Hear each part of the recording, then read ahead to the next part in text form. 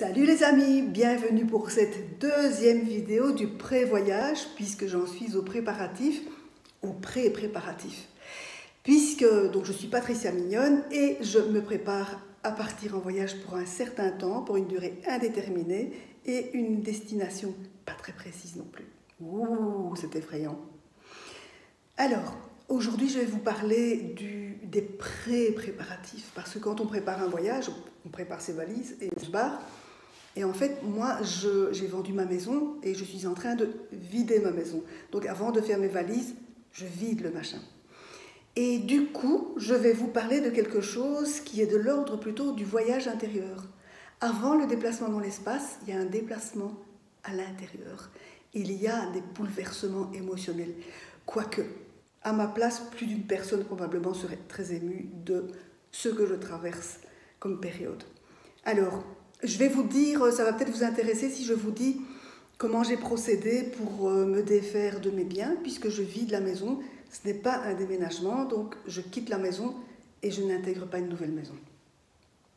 J'ai fonctionné un peu à la manière dont on construit un crowdfunding. Donc quand on fait un crowdfunding, il est recommandé de procéder par cercle concentrique, s'éloignant, et donc de commencer par les proches. Et donc, deux amis m'ont demandé de faire une espèce de catalogue de ce que je voudrais vendre.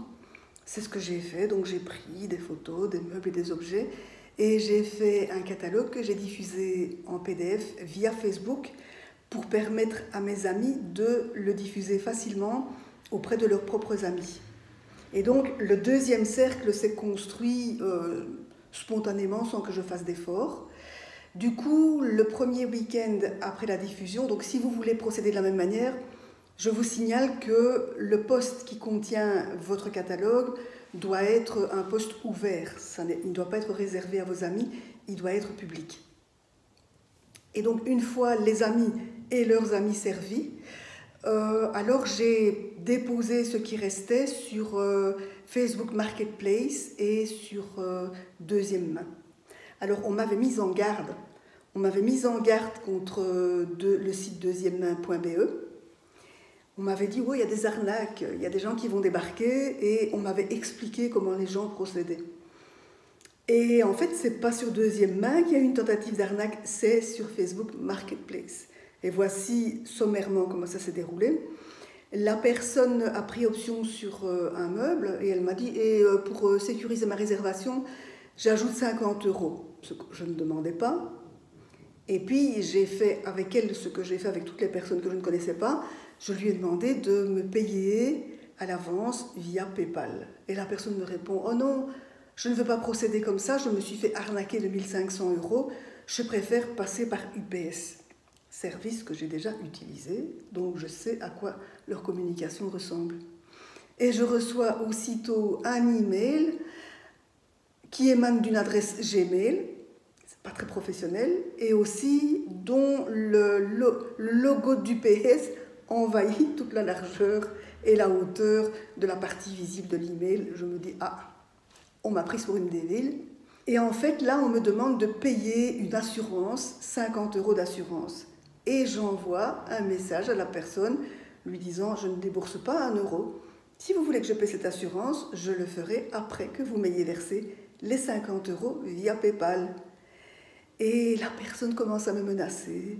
Je reçois un deuxième email de pseudo-UPS avec des photos de gens qui se font appréhender violemment par la police, me menaçant. Et là, j'ai dit que c'était terminé, que la discussion était terminée. Donc ça s'est déroulé assez rapidement. Au bout du compte, je ne me suis pas laissée impressionner. Mais donc ça arrive.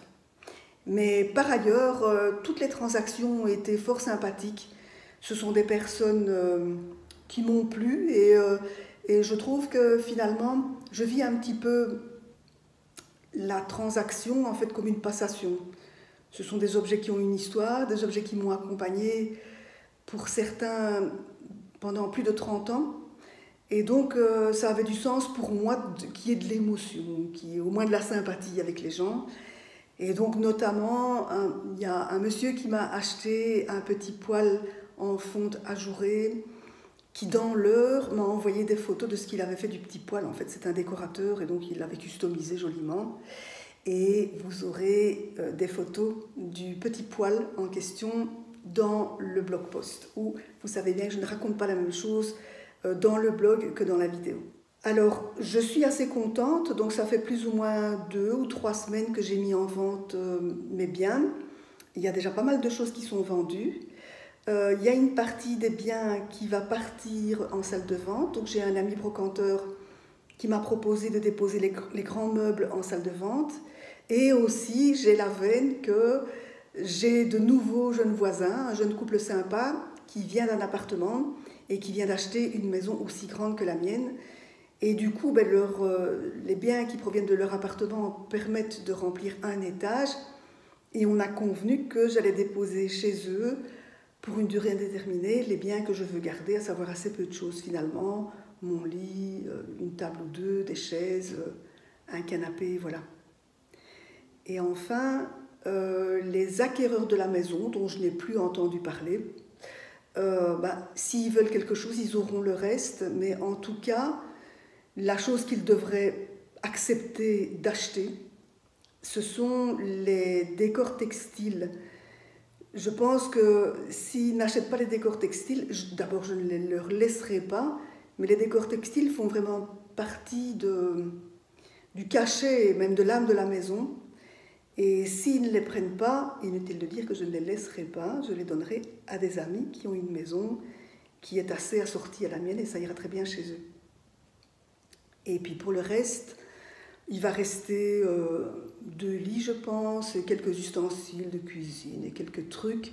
Et là, ça ira à des associations. Et puis, il y a quelque chose que je n'avais pas tout à fait prévu et qui, comme je le disais au départ, disons, me fait un petit quelque chose, mais c'est moins douloureux qu'une opération des amygdales sans anesthésie. C'est pas très douloureux. Ça m'émeut un petit peu. Et c'est ça que je vais relater maintenant. Donc, les préparatifs du voyage, c'est aussi un voyage intérieur.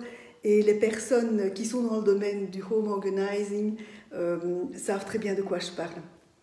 Alors, parmi les choses qui m'ont un petit peu sidérée, c'est le nombre de chaussettes orphelines. Je dois être tombée parmi toutes mes chaussettes. Il doit me rester 1/5 de paire de chaussettes. Tout le reste sont des chaussettes orphelines. Aussi, j'ai été assez épatée, mais je l'avais déjà été une fois précédente, par le nombre de bouquins non lus que je possède. Ça, c'est pas mal non plus. Et ensuite, en rangeant, en fait, je me suis attaquée. J'ai pas énormément d'effets personnels, mais mes effets personnels sont situés principalement dans une espèce de petit appartement que j'ai là-haut, c'est principalement mon bureau. Et je suis, figurez-vous, tombée sur des photos de tous mes amoureux. J'en ai pas eu des armées, hein.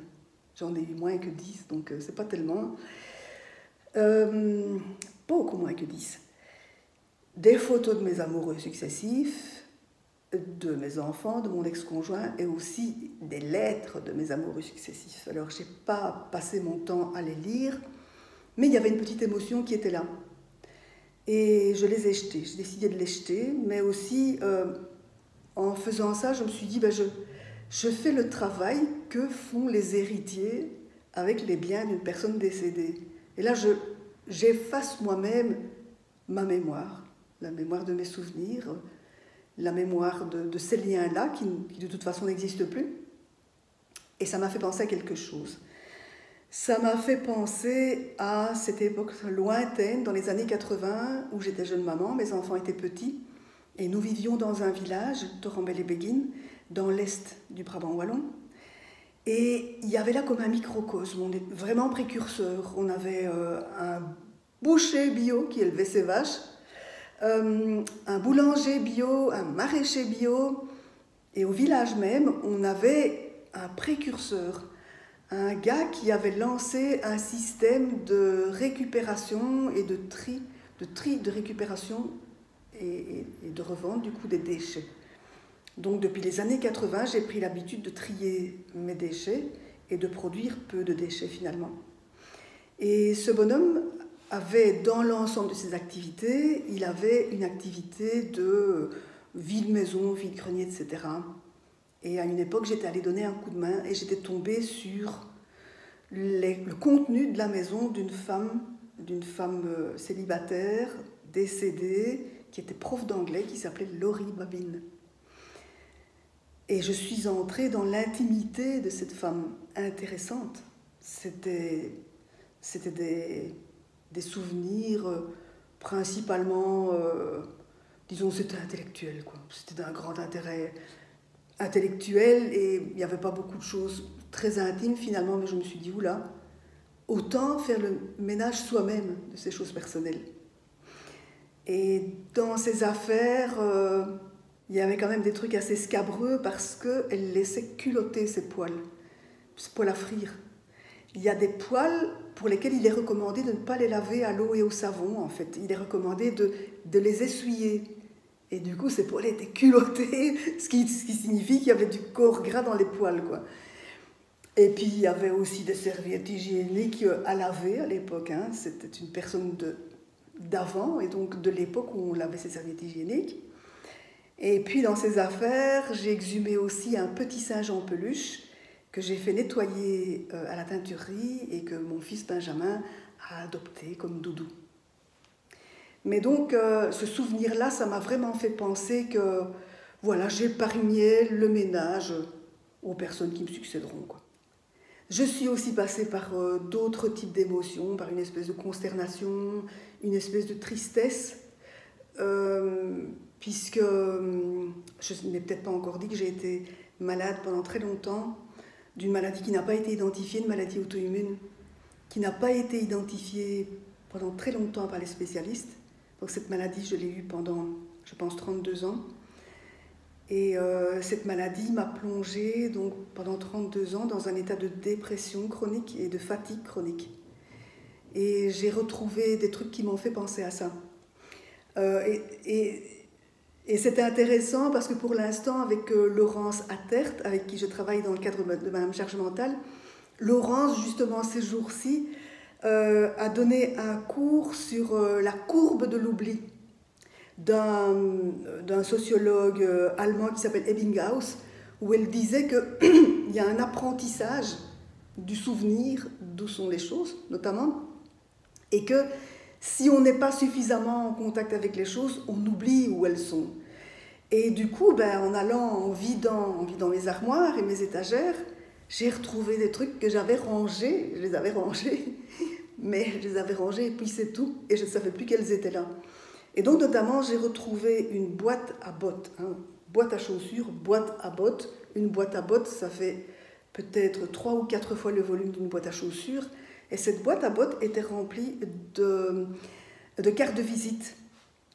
Et pas seulement de cartes de visite, elle était remplie aussi de cartes postales et de cartes de vœux que j'avais fait faire pour promouvoir mon activité de peintre. Et en fait, j'étais tellement épuisée, j'avais tellement pas le courage de vivre. J'avais le courage que de peindre, en fait, et ça me mettait dans un état de... je sais pas, dans une espèce de no man's land, dans un état de non-vie dans lequel je pouvais vivre à cette époque-là. Et donc, j'ai pas eu le courage de promouvoir mon activité de peintre à cette époque-là. Et cette boîte était pleine. Cette boîte est pleine et je vais jeter tout le contenu de la boîte, excepté les cartes postales et les cartes de vœux. Si vous m'envoyez une carte de vœux ou une carte postale, je vous enverrai une carte de vœux ou une carte postale, les amis, c'est promis.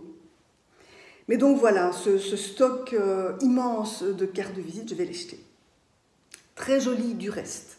Alors, le point intéressant, un souvenir en amène un autre, sur toutes ces cartes, il y avait un fragment d'un tableau, d'un des plus beaux tableaux que j'ai fait. Là, pour le coup, c'est un tableau qui n'est pas triste. C'est le portrait d'une petite fille qui s'appelait Sibylle et que j'ai décliné à maintes reprises. Si vous cherchez sur mon nom dans Google Images, vous trouverez forcément le portrait de Sibylle que je trouve tellement beau, intemporel et angélique. Et cette petite fille, Sibylle, elle était toute petite, elle n'avait pas 3 ans, et je l'avais vue, j'avais été frappée par sa beauté lors d'une visite du musée du Cinquantenaire à Bruxelles. J'avais abordé ses parents avaient accepté que je vienne faire une séance de photos, et puis, comme les petits-enfants sont remuants, eh bien, Sibylle m'avait offert beaucoup de poses, beaucoup de photos, une grande variété, et elle m'avait inspiré au moins 2 tableaux, celui qui figure sur les cartes, et un autre tableau avec une posture beaucoup plus sensuelle. Et quand sa maman avait vu la photo de ce tableau, elle s'est mise à paniquer et elle m'a demandé de ne pas divulguer l'adresse de Sibylle. Et ça, c'était une demande mais complètement incongrue. Ça m'a flanqué une claque. Je me suis dit, mais bon, elle croit que je fais partie d'un réseau de pédophiles. Et il y a eu comme un blocage et j'ai plus rien fait à partir des photos de Sibylle. Et voilà, les amis. Et donc, vous verrez les photos des 2 tableaux dans le blog.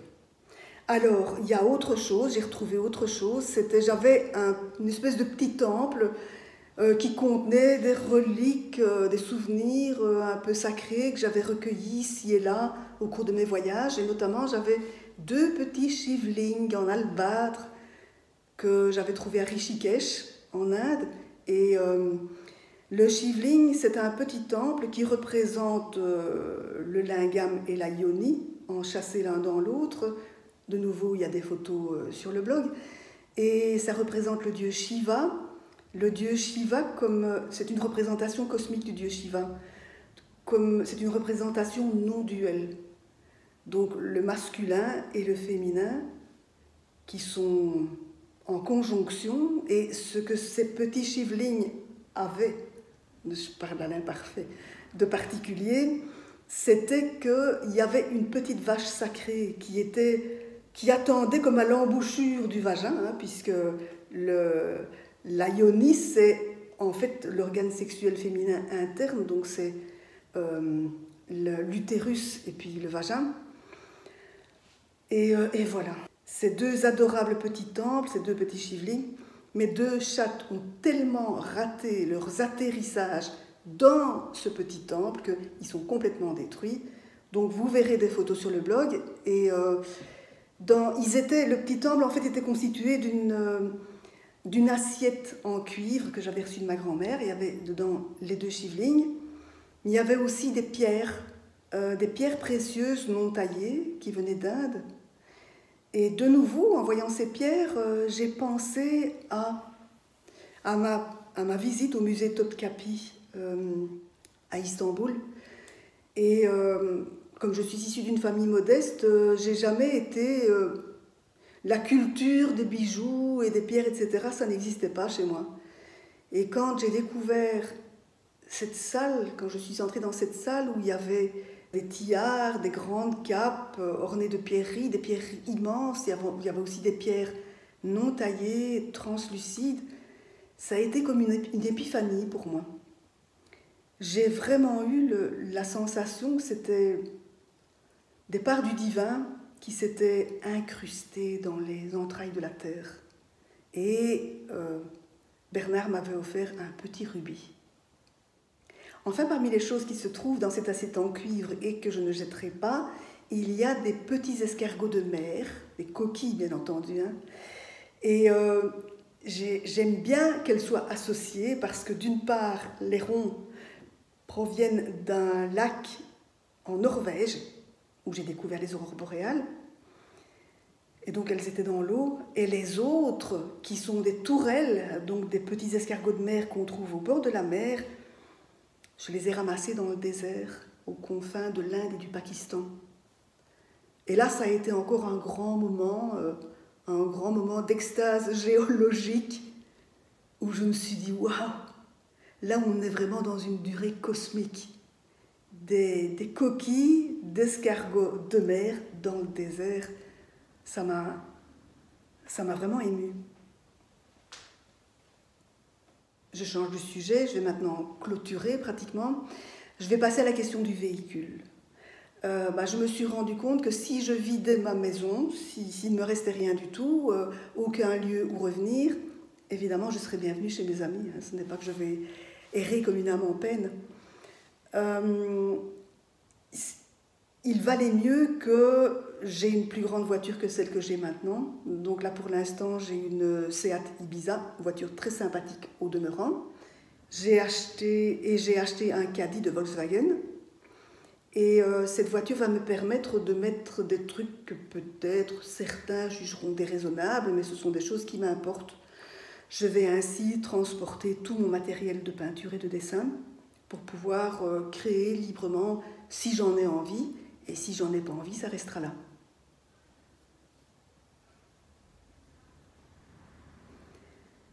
Et voilà les amis, c'est terminé pour aujourd'hui. Si ce genre de contenu, si ce genre de récit vous plaît, parce que ça va continuer bien entendu, je vous invite à vous abonner à la chaîne YouTube, je vous invite aussi à me suivre sur mes réseaux sociaux, je vous donne les liens dans les commentaires et je vous dis salut, à la semaine prochaine.